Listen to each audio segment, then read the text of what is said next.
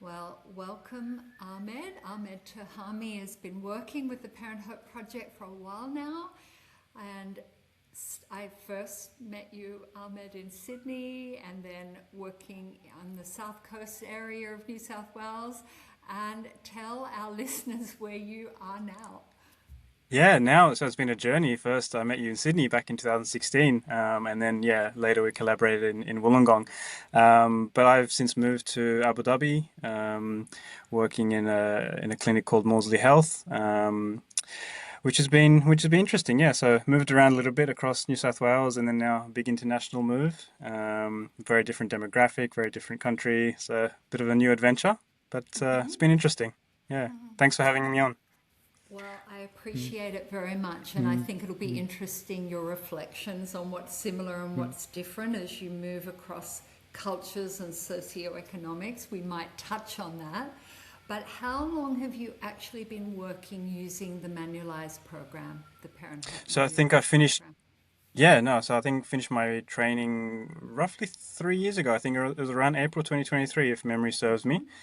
Finished the level one and level two, and that the I guess the trigger for that was working in the Wollongong CAMS team, New South Wales Health, where I was in a school refusal specialist position, tasked with helping families, I suppose, get children who've been out of school for a very long time back into school, and then realizing that a lot of these children are not coming to therapy either, and having to get creative on how we still find a way to support the families, even if the child isn't attending or isn't coming in for therapy. So that's what got me interested in this program back then. Although Yeah. you mentioned, Ahmed, Mm. that we our paths crossed earlier than that, back in 2016. Did any of that sow a seed in terms of family systems theory, Bowen theory?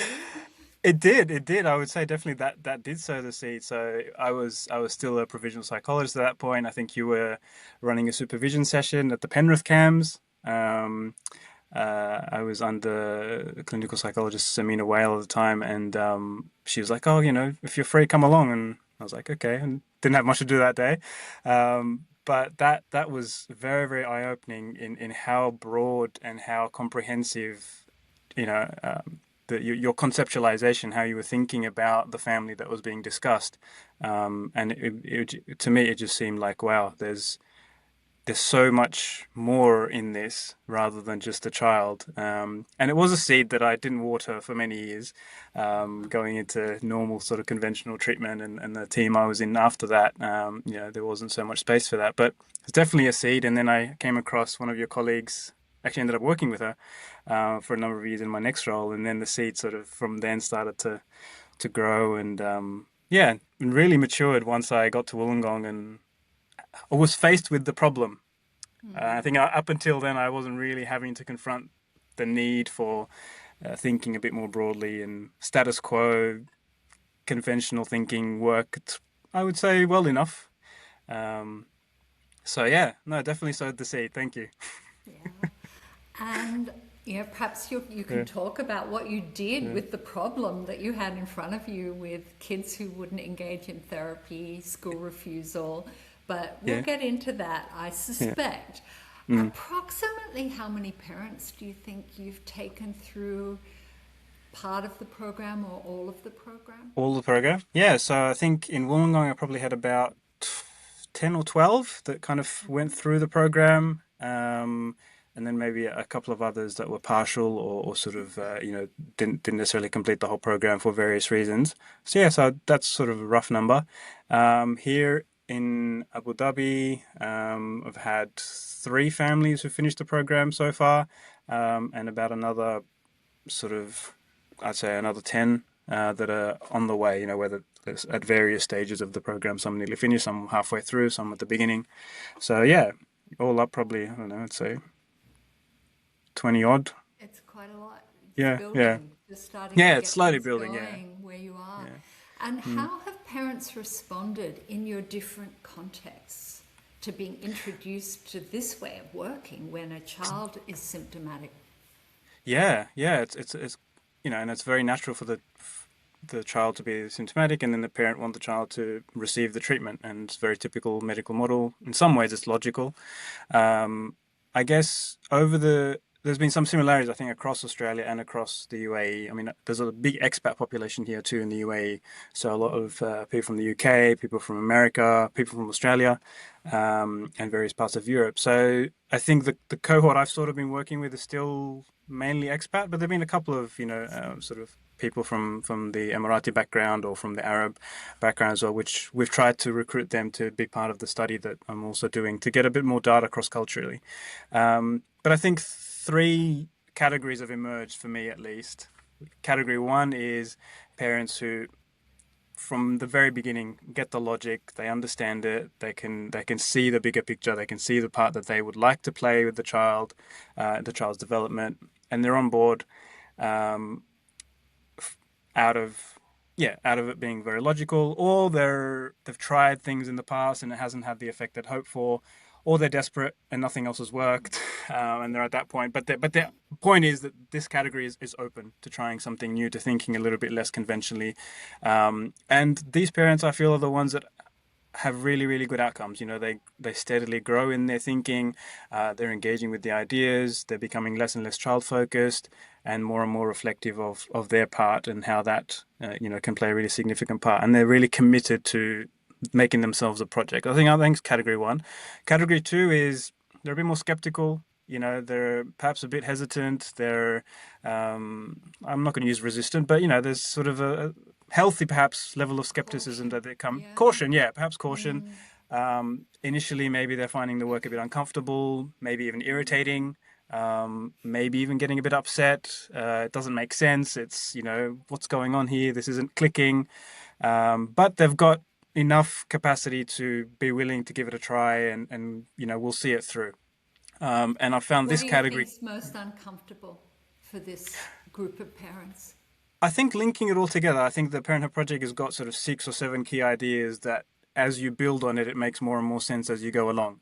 So I think initially, perhaps it's like, oh, we're talking about independence and dependence. How is this related to my child's self-harm or the fact that they're not going to school? So I think it takes a little bit of time to connect the dots of how they are actually connected. But also some parents found the tracking interactions quite difficult, that the level of detail that is asked of them to observe. Like, I can't remember, you're asking me for, so there's a level of frustration, but that's all normal and we normalize that. But there's Yeah. there's that element of it doesn't quite make sense and you're trying to move us away from thinking about the child. Why we, so there's sort of a few things I think that contribute to that. Obviously, Yeah. some part of it's defensiveness, feeling like they're being blamed, or so. But they're willing. But this group is willing to kind of work through it, Give it a and I think try. give it a try. And I think this category around session 3 or 4, things start to go. Okay, this clicks. It starts to be. You feel their engagement now starts to build, and they're more on board now. They go, okay, we get this now. All right, let's keep going now. Um, and so their commitment becomes more and more apparent. They persist. They may still ask for sessions with the young person, which I think is sometimes very reasonable. And sometimes I'll do that, and sometimes I won't.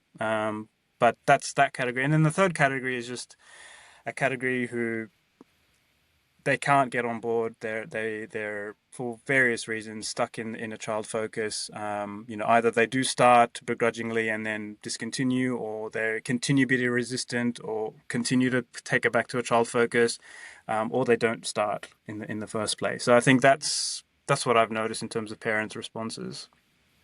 Yeah. And any reflections, Ahmed, on Hmm. cultural variations, socioeconomic variations, level of education, Yeah. literacy, all those different contextual factors? Any thoughts on the impact? Yeah, I've really tried to peg it, and maybe this is not the best answer to give, but I think I've found it really hard to predict what factors contribute. I think I've had families from very low socioeconomic backgrounds, low level education, but they've been incredibly open and incredible outcomes. And then I've had other families who are very educated, very high socioeconomic. I had a family who's family of surgeons basically, and there was no openness to it at all. So, I'm not saying Yeah. one category or the other is predictive, but I think it's a mix. It's a broad range, and I think out of that I've learned that invite everyone, and you Okay. never know. You might be surprised who will take it up. And I think that's what I'm starting to see. The more open and willing I am to invite people to it, people surprise me. I think parents surprise me sometimes. The parents who I thought would never come on board actually come on board, and the ones I thought would, be shoo-ins are the ones that perhaps don't always get on board. So, bit hard. Not sure. And Yeah. I'm getting a sense, Mm. Ahmed, that you just bring a curiosity and an openness to it. You're not trying to sell it or push it on people. Is that something you've learned along the way, or does that come naturally to you? No, I think initially when I first started, I was all excited, and this is a great program, and it'll help, and this and that, and I think that wasn't helpful. I think the more steps I take back and just sort of invite that curiosity, and that's what I've really been trying to do, and I think that helps. That joint research, that joint. This is an idea. What do you think? This is how I see it. Try and map it out. Try and explain without over-explaining, obviously, but just inviting them to think, and if they come along, great, and if they don't, okay.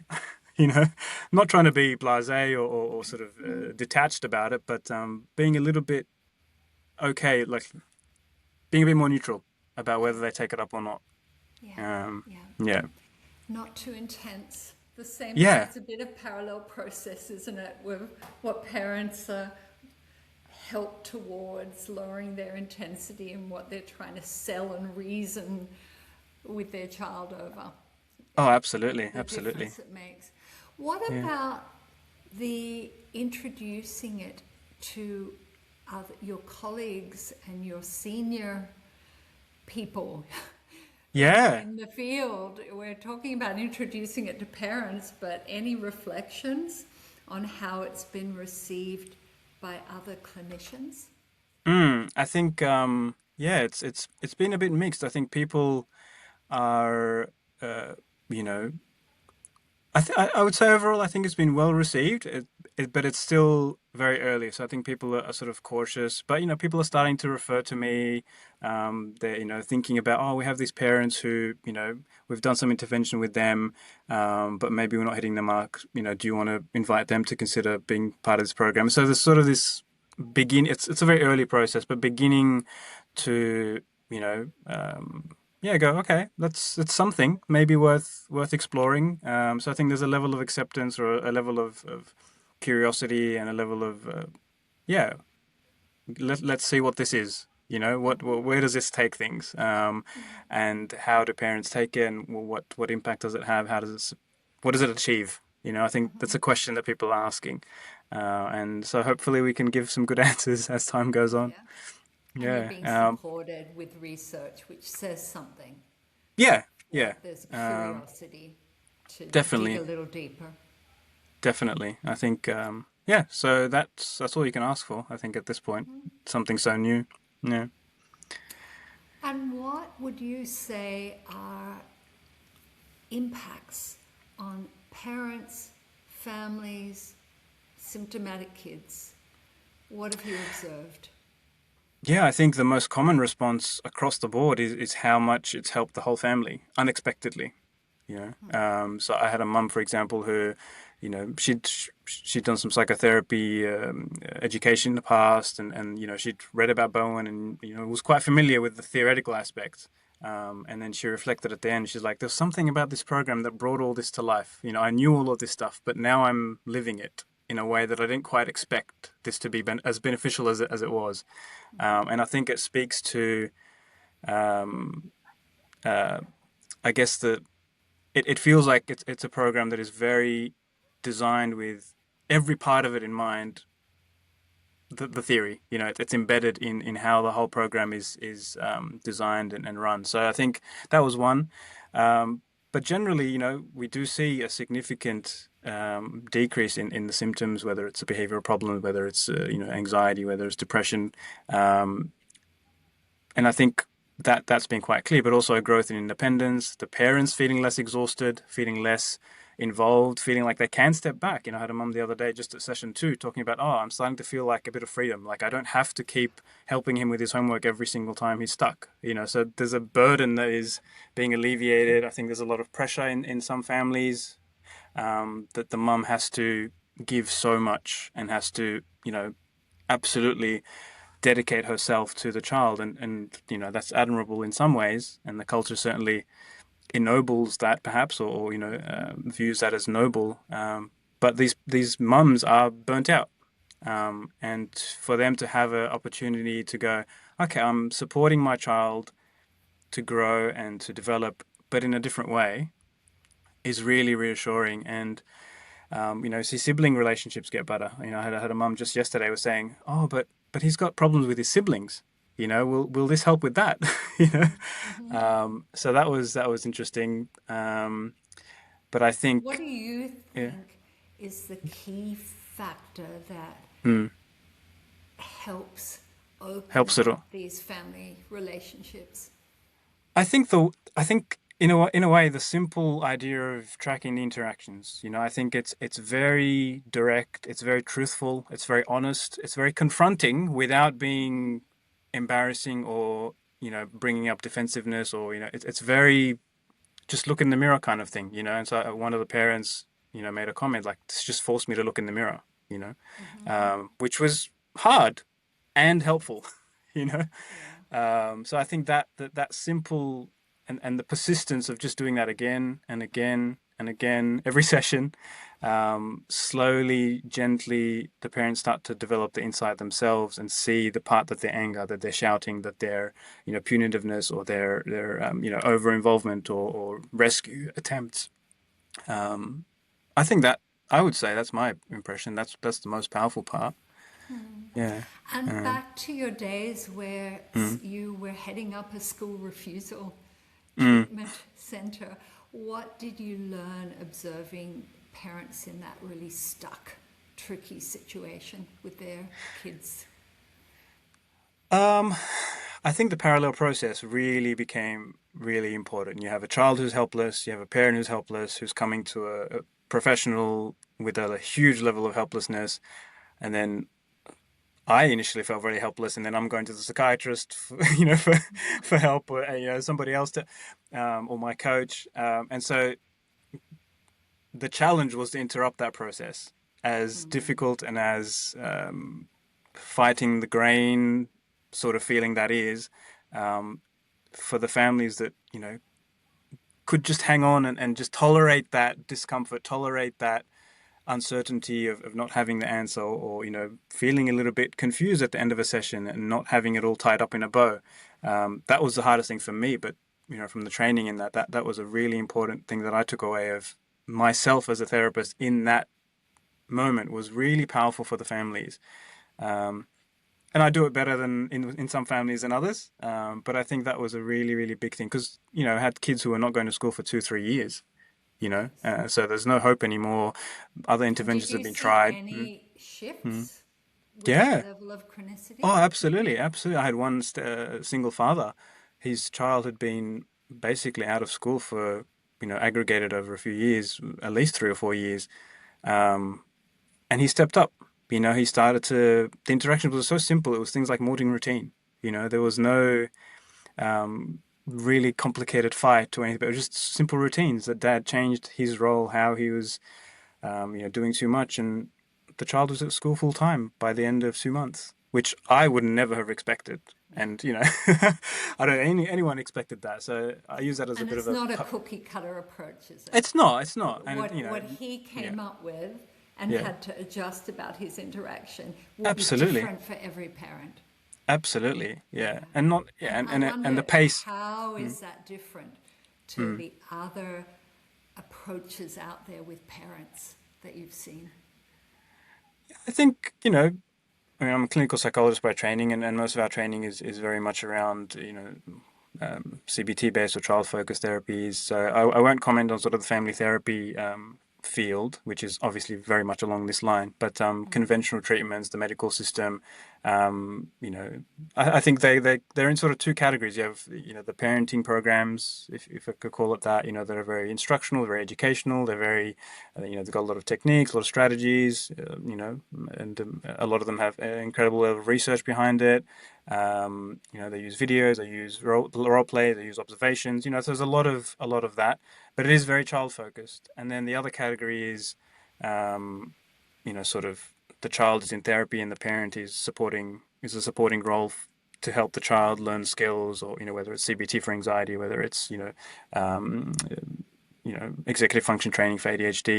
It's sort of a joint in some ways.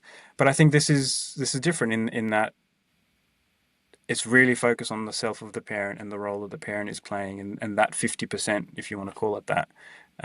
In some ways, I feel like it's a bit more like couples counseling than parenting work. Uh-huh. Um, you know, I think of couple work, the focus is on the couple, on the part each partner is playing, rather than trying to change the other partner. It's sort of a basic tenet of couples counseling. And so this is just sort of very similar, but instead the child who we're trying to drift the focus away from, and for the parent to take responsibility for themselves and their part. So yeah, I think I don't know, I'm that's my hearing take on it. Mm. differentiation Yeah. in couples work and whatever part of the family you're working in, back to your Yeah. family of origin.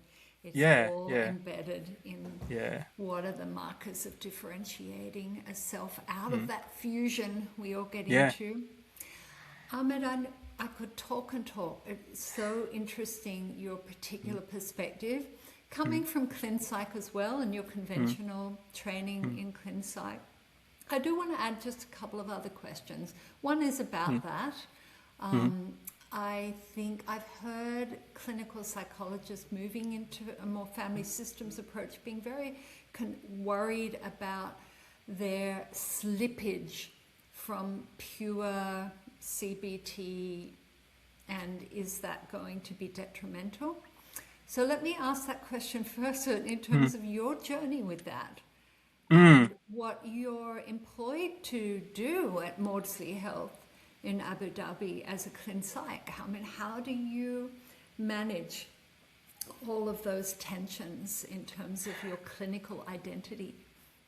Yeah, that's a big question. I think it's become a thing I've had to confront since thinking family systems. You're sort of forced to, okay, how do I reconcile this, or what do I do with this? This new way of thinking, and I think it's initially, I think I was very much like, okay, let's disband with the individual, and family's everything, and everything has to be thought in the lens of the systems, and that's sort of a naive, excited, understandable response perhaps. But I think as I've gotten a little bit more, I don't know, settled, or um, a little bit less naive perhaps, being able to hold both, I think, and understanding that. And I think my family of origin coaching that I've been doing has been really helpful for that, to sort of navigate that. But to see that, yes, I can still conceptualize through a family lens, and that I would say my identity has shifted towards that being my default now.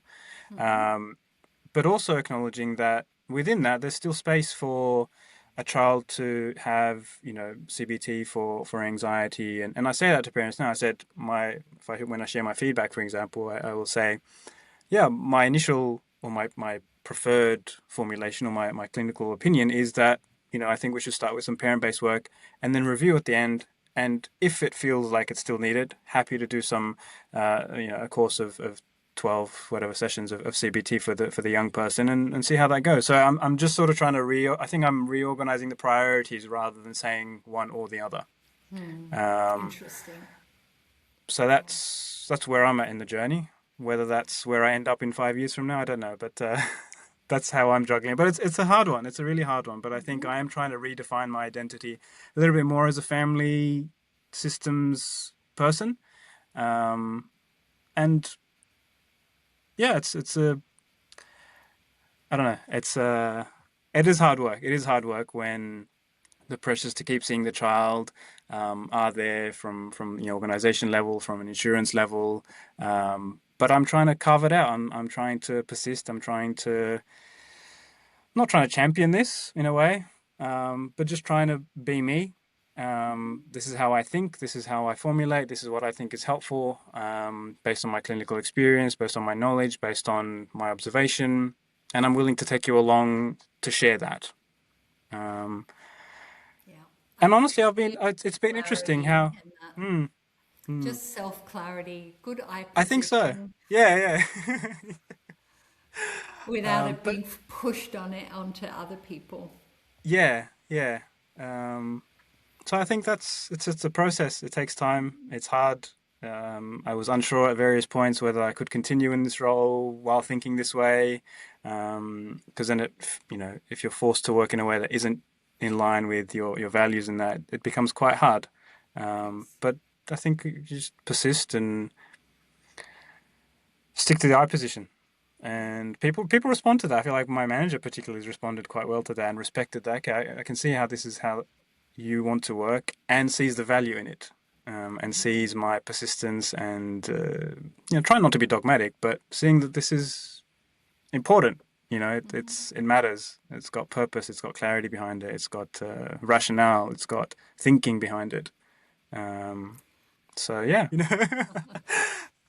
so Really mm, interesting talking with you. We could go mhm, on. we could. You, you open up more Yeah, questions that I'd love to yeah, talk to you about, but I think we've yeah, covered some very useful ground. Is there anything yeah. you want to finish reflecting on, Ahmed? No, other than to say it's been a really, really helpful on ramp, I think, for me into family systems thinking. I think, it's always been on the back burner for me because it's been like this big thing that's just too hard to think about or conceptualize. In some ways, the structure actually makes it a lot more accessible. And now I'm more interested now in following up and doing more learning around, the Bowen and family systems generally. So that would be my final comment. Yeah. Well, I Yeah. look Mm, forward to following some of your journey from time to mm, time and learning from mm, you. mm. Fantastic. Thank you. No, thank you so much, Jenny.